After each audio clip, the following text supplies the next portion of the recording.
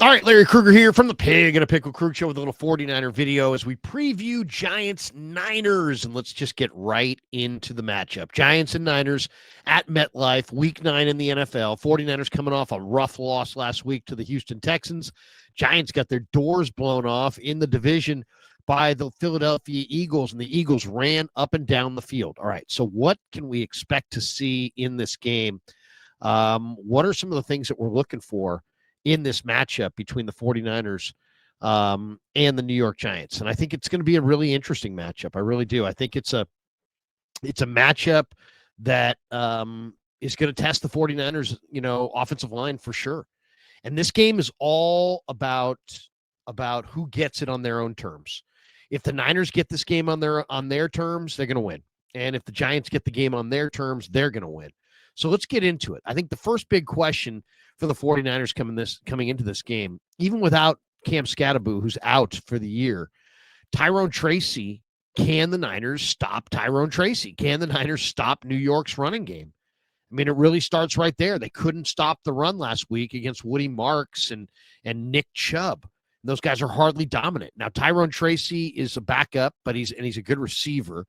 But the Niners have a banged-up defense. No Fred Warner, no Nick Bosa, no Bryce Huff in this game either. They don't mount a lot of rush, and they haven't been able to stop the run. The 49ers have let opposing lead backs post at least 100 scrimmage yards and or a touchdown in 6 of the last 7 games. So they have to be able to stop the run. It really starts right there on defense. You have to be able to stop the run. And what does that mean? That means stop Tyrone Tracy, and it also means stop Jackson Dart, because he's going to take off and run a bunch of times. So that's the first thing. Can the Niners stop New York's running game? That's where it all starts. If the Niners can't stop New York's running game, it's going to be a long day. It's going to be a long, long day. Now, the other question is, can the Niners run the ball? New York is a horrendous run defense. They're dead last against the run in almost every major meaningful metric that measures defense, run defense. But guess who in the league has the worst rush yards over expectation in the league this year, according to Next Gen Stats? It's CMC at minus 92. It's been overlooked because he's had such a productive year in the pass game. But CMC, he averages 3.5 yards per carry. So, I mean, he's not been efficient. So the Giants are allowing 5.7 yards per carry this season, most in the NFL. So, and it gets even better for the Niners. The Niners run outside zone 52% of the time, second most in the NFL. The Giants are allowing even more yards per carry against those plays. They average 6.7 yards per carry allowed against the outside run plays.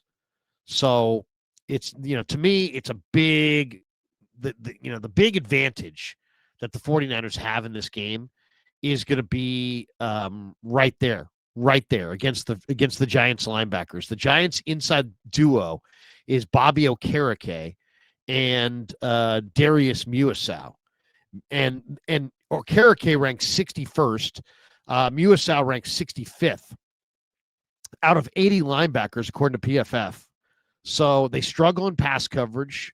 These guys can't cover, and they're not particularly good against the run. So Dexter Lawrence has been doubled a lot this year, and I'm sure the Niners will probably try to combo block him as much as possible, but the Niners have to be able to run the ball against a New York Giants run defense that has just been absolutely atrocious. Okereke and Muasau in the middle are absolutely fodder in this game. 49ers have to attack Okereke and Muasau in the middle of the field. That, to me, is a major advantage. If the Niners don't run the ball in this game, they can't play it on their own terms. If they can't play it on their own terms, they're not going to win. It's just as simple as that. Now, expect a big game from Kendrick Bourne. I think he's an intriguing option this week. Ricky Pearsall still out with the knee injury. Brock Purdy is not going to play. It's going to be Mac Jones. So Bourne is going to remain the 49ers probably, number 2 receiver. He's got a lot of good chemistry going with Mac Jones, going back to their time in New England. You're going up against a Giants defense that has allowed the 6th most fantasy points per game to wide receivers this year. So Bourne's got a clear path to, big time target volume in this game. And I think Bourne is a guy that you really want to have this week if you have a fantasy option. Let's talk a little bit about Mac Jones for the 5th consecutive week. Mac Jones is going to start at quarterback for the Niners instead of Brock Purdy. Purdy's listed as questionable for the first time since week 4 in his start against Jacksonville.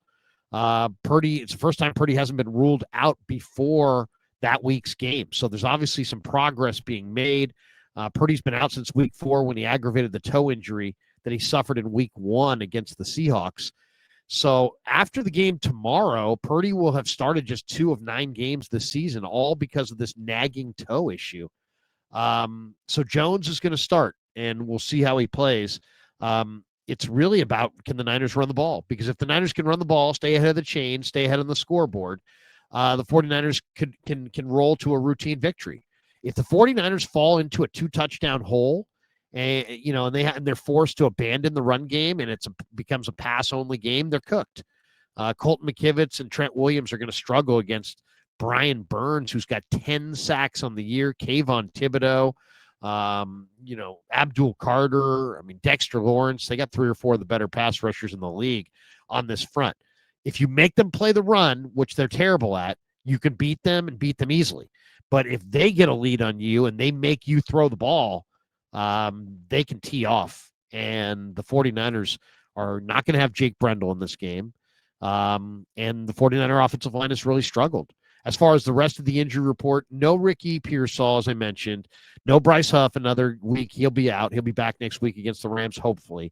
Jake Brendel remains out. And then the big story of the week is Yatir Gross-Matos late in the week had a recurrence of his hamstring injury, and he's now back on IR. So that's another kick to the gut for the 49ers, who continue to lose defensive linemen. The good news for the Niners, they added Keon White in a trade this week from the Patriots. And I think he's going to wind up playing in this game. And I really like Keon White's fit for this scheme. He didn't fit New England because he's not a two-gapper, and he's not an outside linebacker. He's a one-gap penetrate and go defensive end with some size and some power. He fits way better in Robert Saleh's wide 9 and, in the Niners 4-3 front, where they can stun him in, stun him out, line him up in, line him up out. It's all about, attack the quarterback. And so he's never going to be asked to drop and cover like, New England asks their 3-4 outside linebackers to do. He's not asked to control 2 gaps like New England's down 3 linemen are asked to do. He's in a one-gap penetrate, get up the field and get the passer and hunt the quarterback scheme. And I think it's going to fit him quite a bit better than what he was in New England. And I expect Keon White to make an impact, maybe even right away. Look for Keon White in this game. He is absolutely made to play in this scheme, and he really wasn't made to play in New England's scheme. Let's talk a little bit about the 49ers on the offensive side of the ball. They're averaging 20 points per game. That's it. That's their lowest mark through 8 games since in the Shanahan era, since Shanahan's first season in 2017 when he inherited just a horrible roster. So this week they're taking on a Giants team that has allowed 215 points on the year. That's most in an 8-game stretch for them since 2019. So you got to get the Niners offensive line. It's got to do a better job against the Giants than they did against the Houston Texans, or it's going to be a long day. Niners are a real good passing team. They're second in the NFL in passing yards per game. They average 259 per game. They trail only the Cowboys. As far as the Giants passing game, with no Malik Neighbors, their whole passing game has been thrown into kind of it's really kind of a makeshift passing game. But the matchup to watch in this thing is Wan'Dale Robinson out of the slot against Upton Stout, the Niners nickelback. Stout is allowing 1.5 yards per coverage snap, the most among all slot corners with at least 100 coverage snaps on the year. So Stout also is banged up. He's got a shoulder injury, and if he can't go, then Wan'Dale Robinson against Chase Lucas is going to be a huge matchup. Either way, whether it's Lucas, whether it's Stout, there's no doubt Jackson Dart's number 1 receiver in this game is going to be Wan'Dale Robinson. So you got to take away Robinson. the Niners are really missing Fred Warner. I mean, absolutely, they miss him so badly. I mean, you can just see the communication is not the same without Fred. And, losing Fred, losing Nick, losing Huff, it's gutted the Niners. Those are their three best defensive players. So the Niners are last in the NFL in pressure rate. They're struggling just with basic tackling, basic coverage. They've been very inconsistent down to down, series to series. So, we're going to find out what Robert Saleh was able to get out of his bunch this week at practice, because they were bad last week and they need to turn it around in a big way if they're going to have a shot in this game. One betting nugget to keep track of: since the start of last season, the over is 11-1 in Niner games after they lose. So after they lose, Shanahan dials something up with the offense, and suddenly they're a lot more potent offensively. He was in a pissed-off mood this week. I'll say that for sure. Shanahan was really pissy this week. So I don't know if that's a good thing or a bad thing. We'll see how they come out. I know he's pissed off. We'll see if the team's pissed off. The Niners are getting the Giants yes, the Niners aren't at full, full thrust, full throttle, so to speak, because of the injuries, but neither are the Giants. They're getting the Giants without their two top cornerbacks and without their starting right tackle.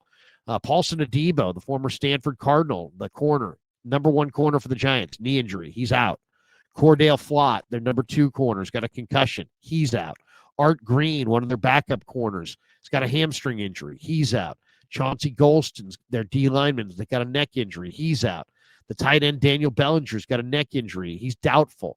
Jermaine Illuminor, the former Raiders, got a pec injury. He's doubtful. Javon Holland is questionable with the knee. Rico Payton, another corner, has got a groin. He's also questionable. So, I mean, they're dinged up. And, can the 49ers dominate this Giant secondary that doesn't have its top two corners? They'd better be able to do that. Couple other notes: Jordan Elliott's been upgraded from questionable. He is going to play in this game against the Giants. That's great news for the 49ers defensive front. They have so many guys banged up on that D line. It was going to be kind of like a who's who as we got closer to the game, and Elliott's going to be able to go. That's good news. Niners have activated Spencer Burford from the injured reserve, so that's good. Spencer's back. Gives the Niners a little bit more depth on the offensive line. They had to place Yatir Gross-Matos on the injured reserve with the hamstring injury, so he's now done for the next 4 weeks. The Niners elevated on Saturday both Cleveland Farrell and Nick Sakel from the practice squad. So both those guys will be up most likely, and Farrell, I think, could contribute. I mean, he looked really good. I thought Farrell would look really, really out of shape and bad in practice. He hadn't been playing. He looked good. He looked like a guy who was ready to play. And Shanahan said, hey, we might be able to get him up and have him out there, and he looks ready to go. So I'm eager to see what Klee can do. He's a really good run defender. On the Giants side, they're elevating Ray McLeod off their practice squad for the game. So we're going to see a Ray McLeod, Demo Lenore battle royale. And I don't know if those guys like each other that much. So that might be worth the price of admission all by itself. The Giants defense has given up 5.7 yards on run plays over the first 8 games of the season. So expect the Niners to run the football. Run the football. Absolutely. The other thing today is the final day, or I should say this game between the Giants and the Niners is the final game for the Niners and for the Giants before the trade deadline. Trade deadline's coming up November 4th. We're just a few days away from the trade deadline. Matt Barrows threw out a bunch of ideas this week. How about he said a 4th-round pick for Arnold Ebiketie to Atlanta, get that pass rusher. Maybe Jair Brown for a day 3 pick. Maybe an Isaac Guerendo to the Dolphins for Matthew Judon. Maybe Guerendo to the Titans for Arden Key. Maybe trading for one of the Jets' defensive linemen. A lot of speculation all around the league as to what the 49ers may or may not do.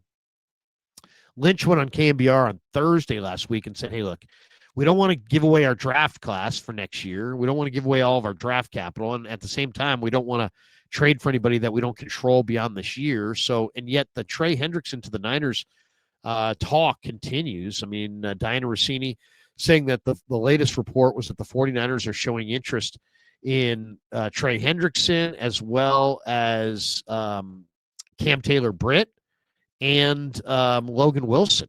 Now, Cam Taylor-Britt was a 2022 draft choice by the Bengals. They traded in front of the Niners to take him. The Niners were forced to take Drake Jackson with the very next pick. The Niners have always liked Cam Taylor-Britt. He's fallen out of favor in Cincinnati. So is Logan Wilson. But those guys could really help the 49ers. So it'll be interesting. If you said to me, what do the Niners really need the most? Yes, they need a Trey Hendrickson. There's no question. They need a pass rusher. Last week against Houston, they had absolutely no pass rush. The Niners also have really talented but very young defensive backs, both at safety and corner. They got to protect those guys. They got to develop those guys. They got to protect those guys' confidence. How do you do that? Pass rush. So Hendrickson makes a lot of sense. He's got a fierce motor. He's one of the best defensive ends in the league. He's a big-time player.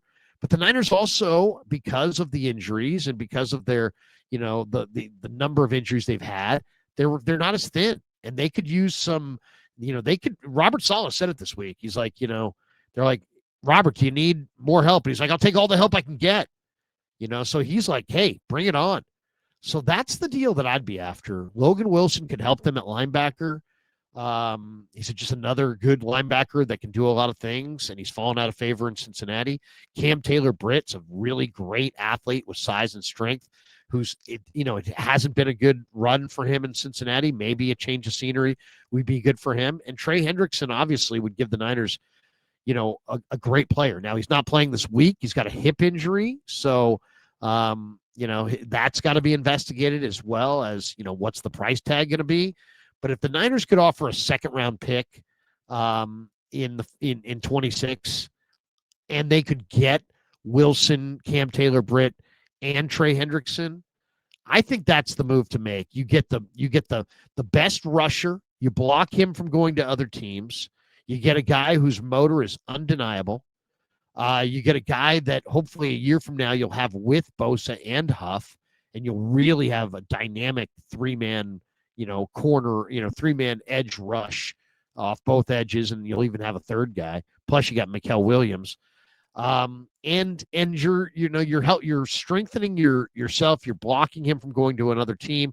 You're also adding a couple other defensive players that I think you could desperately need. To me, that's the kind of move. I think the Niners need both. Yes, Keon White's nice. Yes, Cleve Farrell is a nice addition. But if you could make that deal and add Hendrickson and Cam Taylor-Britt and Logan Wilson and add depth and a great rusher, you get Purdy back from the turf toe.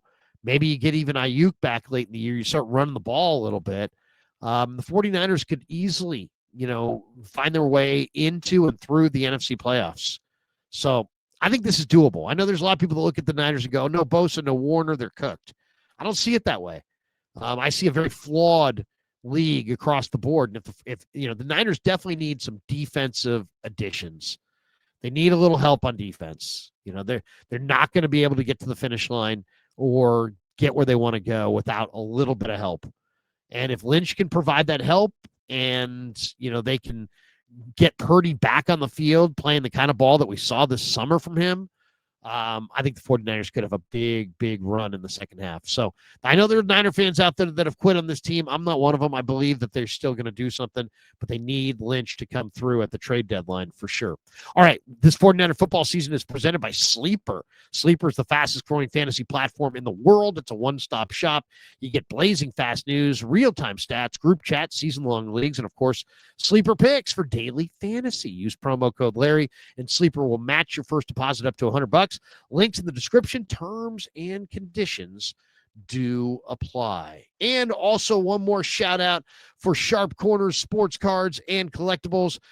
They're at 205 Cypress Avenue in Pacific Grove, California, on the Monterey Peninsula. Call Anthony Catania. He's at 831-521-5264. Guys, we're in early November now. We're in official Christmas shopping season. What's the best thing to get for the sports fan that's in your life? Get them a sports collectible. Give Anthony Catania a call. He's got a great inventory of sports collectibles that will satisfy every sports fan, fans of every sport and every team, and free shipping. He's offering free shipping to anybody who orders anything from Sharp Corners Sports Cards and Collectibles during the holiday buying season between now and the end of the calendar year. Whatever you buy from him, he will send it to you, and the shipping is free. Once again, Anthony Catania is at 831-521-5264. And thanks to all you guys for supporting The Krug Show on YouTube.